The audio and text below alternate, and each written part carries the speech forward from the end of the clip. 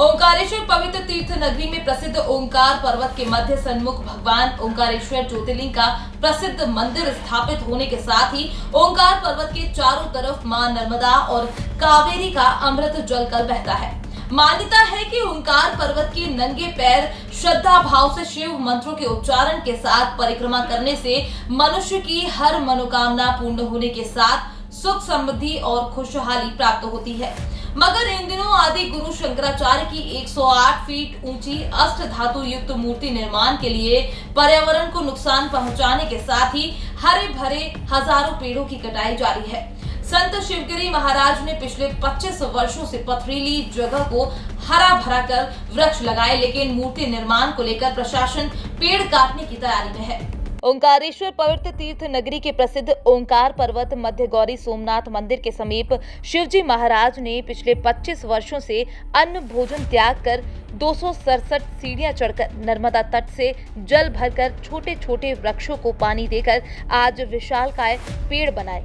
पर्यावरण को बचाने का संदेश देने वाले शिवगिरी महाराज के पर्यावरण को बढ़ावा देने के उद्देश्य से लगाए गए पेड़ प्रशासन के निशाने पर संस्कृति विभाग मूर्ति निर्माण कर वाहवाही लूटने का काम तो कर ही रहा है, लेकिन प्रदेश भर में पर्यावरण को बचाने का ढिंढोरा पीटने वाली सरकार मूर्ति निर्माण के नाम पर हजारों हरे भरे पेड़ तो काट चुकी है और हजारों पेड़ काटना अभी बाकी है। पर्यावरण को नुकसान पहुंचाकर मूर्ति निर्माण करना कहां तक उचित है।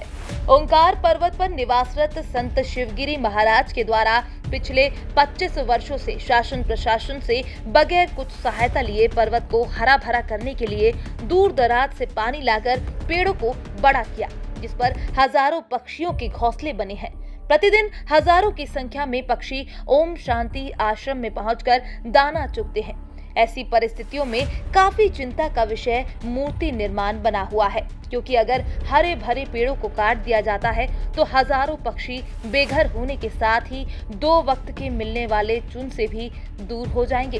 प्रशासन मूर्ति निर्माण कर हजारों पशु पक्षियों के मुंह से दाना पानी छीनने के साथ हजारों पेड़ काटकर पर्यावरण को खुला खुला नुकसान पहुंचाने पर आमादा हो गया है।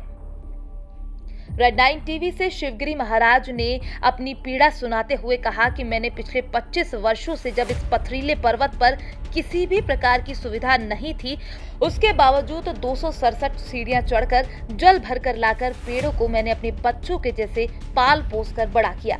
जब पेड़ हरे भरे हो गए तो पशु पक्षियों ने अपना घोंसला बनाना शुरू कर दिया और मेरे आश्रित हो गए। मैंने साधु जीवन जीने के साथ हजारों पशु पक्षियों का दाना पानी देने के लिए पर्यावरण को बढ़ावा दिया, मगर आज मेरे द्वारा लगाए गए पेड़ों को ही काटने के लिए नंबरिंग कर दी गई है। सनातन धर्म के लिए जगत गुरु की मूर्ति का निर्माण होना चाहिए, लेकिन पर्यावरण को नुकसान पहुंचाने व पशु पक्षियों के मुंह से दाना पानी छीनकर मूर्ति निर्माण करना कहां तक उचित होगा। प्रशासन चाहे मेरा आश्रम अधिग्रहण कर ले, मगर पशु पक्षियों के घोंसले को न तोड़े, पर्यावरण को नुकसान नहीं पहुंचाएं, हरे भरे पेड़ नहीं काटें। पर्यावरण बचाने के साथ पशु पक्षियों की सेवा और भगवान ओंकार की तपस्या ही मैंने की है। मूर्ति निर्माण के नाम पर हरे भरे वृक्ष काटकर और पशु पक्षियों को बेघर करने पर सरकार आमदा है। ओंकारेश्वर से मोहित साहू की खास रिपोर्ट। ये देखा तो हमारे को मेरा संकल्प भी था कि यहाँ पे पर्यावरण जो आज 20 साल से मेरे को जागृत हुआ था ये पर्यावरण का, और आज ये मैं इतना दुखी हूँ कि इसमें जैसे ये तख्तियाँ जैसे नंबर लिखे गए हैं, इसको बोले काटने के लिए बोले ये कटेंगे।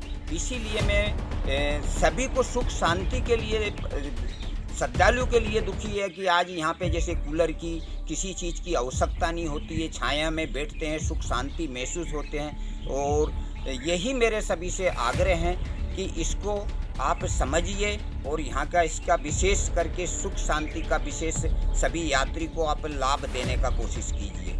देखिए, ऐसा है कि आविष्कार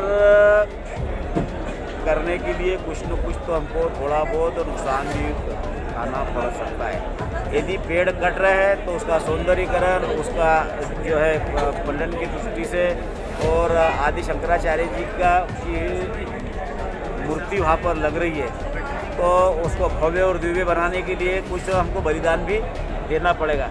लेकिन ऐसा नहीं है कि जहाँ पर यदि कुछ झाड़ कट भी रहे तो उसके लिए हमारे मुख्यमंत्री जी हर रोज़ झाड़ लगाने का जो उनका संकल्प है उस संकल्प के माध्यम से उसको पूरा करने का भी प्रयास कर रहे हैं।